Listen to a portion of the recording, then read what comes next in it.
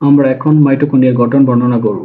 তো মাইটোকন্ড্রিয়ার গঠন বর্ণনার আগে আমরা যে বিষয়গুলো দেখব, যে মাইটোকন্ড্রিয়া গঠনের আগে শুরুতে একটি চিত্র দেওয়া আছে, চিত্র দেওয়ার পর প্রত্যেকটা চিত্রের যে বর্ণনাগুলো আছে সবগুলো বর্ণনা দেওয়া আছে। এরপরে কি আছে, সুন্দর করে কাজ বর্ণনা আছে, খুব বেশি না, এটা 3 মার্ক বা 4 মার্কের জন্য যথেষ্ট চিত্র সহকারে লিখতে গেলে। তো প্রথম যে বিষয়টা আছে মাইটোকন্ড্রিয়ার কাজ বর্ণনার মধ্যে আমরা চিত্রের দিকে যদি তাকাই, প্রথমে দেখতে পারতেছি যে মাইটোকন্ড্রিয়ার ভিতরে কি থাকে, রাইবোজোম থাকে। তো মাইটোকন্ড্রিয়ার ভিতরে এই যে রাইবোজোম আছে। এরপরে আমাদের কি আছে, মাইটোকন্ড্রিয়ার দুইটা স্তর আছে, দুইটা দুইটা আবরণী আছে, একটা অন্তঃঝিল্লি আর একটা কি বহিঃঝিল্লি। এরপরে কি আছে, মাইটোকন্ড্রিয়া নিজস্ব ডিএনএ আছে। এবং দেখো যে ভিতরের স্তরটা বিভিন্ন দিকে কি হয়ে থাকে, বাঁক হয়ে থাকে, এবং এই বাঁক হওয়া অংশকে কি বলা হয়, ক্রিস্টি বলা হয়। এই তো ক্রিস্টি। এবং ক্রিস্টির ভিতরে যে এই অংশগুলো আছে সেইগুলোকে বলা হয় কি, ম্যাট্রিক্স বলা হয়। এবং কি আছে, এটিপি সিনথেসিসের জায়গা আছে। তো মাইটোকন্ড্রিয়ার গঠনের এখন বর্ণনাগুলো যদি আমরা একটু দেখাই, তো প্রথম বিষয়টা বলছে কি, আবরণী। প্রতিটি মাইটোকন্ড্রিয়ন লিপোপ্রোটিড বাইলেয়ার নামে দুইটি মেমব্রেন দিয়ে গঠিত। দুইটা মেমব্রেন আছে, একটা অন্তঃঝিল্লি আর একটা কি বহিঃঝিল্লি। তারপরে যদি যাই আমরা প্রকোষ্ঠ, প্রকোষ্ঠের মধ্যে দুই মেমব্রেনের মাঝখানে ফাঁকা স্থানকে কি বলা হয়, বহিস্থ প্রকোষ্ঠ বলা হয়, বা অন্তঃমেমব্রেন ফাঁক বলা হয়। তাহলে আমরা দুইটা মেমব্রেনের মধ্যে যদি যাই, দেখো এই যে আমাদের কি আছে, অন্তঃঝিল্লি আছে আর এটা কি আছে, বহিঃঝিল্লি আছে। তাহলে এই যে দুই ঝিল্লির মাঝখানে যে ফাঁকা জায়গা আছে সেটাকে আমরা কি বলবো, বহিঃঝিল্লি বলবো। কোথায় আছে বহিঃঝিল্লি, এই যে আমাদের বহিঃঝিল্লি এই যে এখানে, এবং কি অন্তঃঝিল্লি, এই দুই মাঝখানে যে ফাঁকা জায়গাটা আছে, এই ফাঁকা জায়গাটাকে নামে হয়েছে কি, প্রকোষ্ঠ। তো প্রকোষ্ঠের পরে আমরা যে জিনিসটা দেখবো সেটা আছে কি, যে ভিতরে মেমব্রেন দিয়ে আবদ্ধ কেন্দ্রীয় অঞ্চলকে বলা হয় অভ্যন্তরীণ কক্ষ।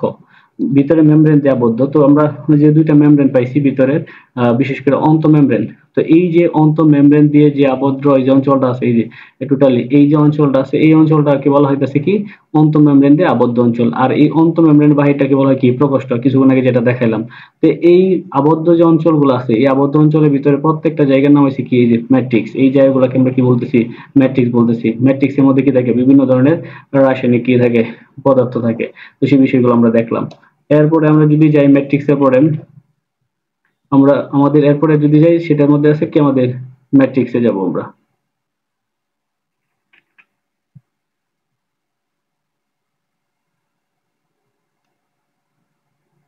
এরপরে আমরা যাচ্ছি কিসের মধ্যে আছে, এরপরে আছে আমাদের অন্তঃঝিল্লির মধ্যে। আচ্ছা, অভ্যন্তরীণ কক্ষ, ঝিল্লি নেই কি থাকে, সমসত্ব পদার্থ, ধাতব পদার্থ দ্বারা পরিবেষ্টিত থাকে। এই পদার্থকে কি বলা হয়, ম্যাট্রিক্স বলা হয়। মানে এর ভিতরে এক ধরনের কি থাকে, ঘন ঝিল্লি, সমসত্ব পদার্থ থাকে বা ধাতু থাকে, সেটাকে কি বলা হয়, ম্যাট্রিক্স বলা হয়। এরপরে আমরা যাবো কি, কৃষ্টি বা প্রবর্ধক, যেটাকে বলা হয় কৃষ্টি বা প্রবর্ধকের বেলায় যদি যাই আমরা, তো কৃষ্টি কোনটাকে বলে সেটা আমরা একটু দেখে আসি। তো কৃষ্টি বলা হয় ওই যে ভিতরে যে আমাদের কি আছিল, অন্তঃঝিল্লি যে আছে, অন্তঃঝিল্লি বিভিন্ন দিকে বাস হয়ে থাকে, বাস অংশকে কৃষ্টি বলে। ঠিক আছে, তো অন্তঃঝিল্লির বাস অংশকে দেখো যে বাইরে মেমব্রেন সোজা থাকে, কিন্তু ভিতরে মেমব্রেন নির্দিষ্ট ব্যবধানে বাস হয়ে আঙ্গুলের মতো কি হয়, প্রবর্ধক সৃষ্টি করে। প্রবর্ধিত অংশকে কি বলা হয়, কৃষ্টি বলা হয়। এরপর যদি যাই আমরা অক্সিজোম, অক্সিজোম হচ্ছে কি, যে মাইটোকন্ড্রিয়ার অন্ত আবরণী গাত্রে অতি সূক্ষ্ম কি থাকে, অসংখ্য দানা লেগে থাকে, তাদেরকে কি বলা হয়, অক্সিজোম বলা হয়। তাহলে আমরা অক্সিজোম গুলা যদি দেখি মাইটোকন্ড্রিয়ার গায়ে, কি আছে, অন্তঃঝিল্লির গায়ে যে ছোট ছোট যে বস্তুগুলা লেগে আছে, এই যে এইগুলাকে বলা হয় অক্সিজোম। এই যে ছোট ছোট ঝিল্লি যেগুলো আছে এইগুলাকে কি বলা হয়, অক্সিজোম বলা হয়। তারপরে আমরা যদি যাই অক্সিজোম, এরপরে কি আছে, এটিপি সিনথেসিস বা ইটিসি। এই কৃষ্টি স্থানে স্থানে কি থাকে, এটিপি সিনথেসিস নামক গোলাকার বস্তু থাকে, যাতে কি হয়, এটিপি সংশ্লেষিত হয়। তাহলে আমরা যদি যাই এটিপি সিনথেসিসের মধ্যে যদি দেখি, তাহলে আমাদের এই যে এটিপি সিনথেসিসের যে জায়গাটা আছে, এখানে কি থাকে, এটিপি সিনথেসিসের জায়গা থাকে। এরপরে যদি যাই আমরা কিসের মধ্যে, যে বৃত্তাকার ডিএনএ অথবা রাইবোজোম থাকে। মাইটোকন্ড্রিয়া নিজস্ব বৃত্তাকার ডিএনএ অথবা রাইবোজোম আছে, এটা আমরা শুরুতে দেখাইছিলাম। শুরুতে যে বিষয়টা ছিল আমাদের, যে মাইটোকন্ড্রিয়া কি থাকে, বৃত্তাকার, এই যে দেখো বৃত্তাকার ডিএনএ, এবং কি আছে, রাইবোজোম, নিজস্ব কি থাকে, রাইবোজোম থাকে। এরপরে আমাদের মোটামুটি গঠন শেষ। তাহলে আমরা মাইটোকন্ড্রিয়ার কয়টা গঠন পেলাম, যে অংশগুলো যদি থাকে পরীক্ষাতে আসে তো তোমরা দাসকালি বলবা, আবরণী, প্রকোষ্ঠ, কৃষ্টি, তারপরে কি আছে, কৃষ্টির পরে অক্সিজোম, এটিপি সিনথেসিস, বৃত্তাকার আরএনএ অথবা ডিএনএ, এগুলো হচ্ছে মাইটোকন্ড্রিয়ার গঠন।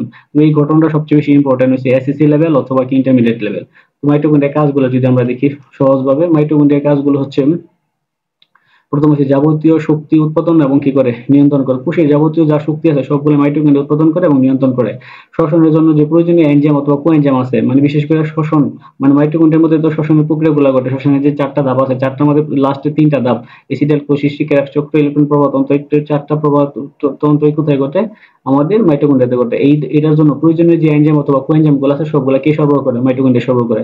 যেহেতু মাইটোকন্ড্রিয়া নিজস্ব ডিএনএ অথবা আরএনএ আছে, বা নিশ্চয়ই ডিএনএ আরএনএ উৎপন্ন হয়, তার মানে কি ডিএনএ আরএনএ যদি থাকে তাহলে সেটা বংশগতিতে নিশ্চয়ই তার কি থাকবে, ভূমিকা থাকবে।